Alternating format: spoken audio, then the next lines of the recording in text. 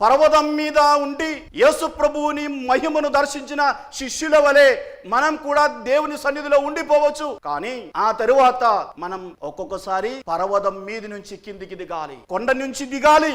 సాధారణ జీవితంలో మనం జీవించాలి. కష్టాలను, బాధలను, ఇబ్బందులను, సమస్యలను, రోగాలను, శ్రమలను అర్థం చేసుకోవాలి. ఈ విధముగా క్రీస్తు శ్రమల్లో, మరణములో మనం పాలు పంచుకోవాలి. శిష్యులు అనుకున్నది అండి మహిమలో పాలు పంచుకోవాలి, ఆ మహిమలో ఉండిపోవాలి. కానీ యేసు ప్రభు ఉద్దేశం అండి మహిమలో మాత్రం కాదు, ఆయన శ్రమల్లో, మరణములో కూడా పాలు పంచుకోవాలి. ప్రేమన సహోదరి సోదరులారా, మన క్రైస్తవ జీవితంలో ఈ శ్రమలు, కష్టాలు, హింసలు, బాధలు, మరణం చాలా ముఖ్యమైనవి. కేవలం అద్భుతాలు, స్వస్థతలు, మహిమలు మాత్రం దర్శించాలని మనం కోరుకోవడం పొరపాటు. అది క్రైస్తవ జీవితం కానే కాదు. క్రీస్తు ఈ లోకానికి వచ్చి మనకు తెలియవలసినటువంటి విషయాలను మన జీవితంలో మనం పాటించాలి.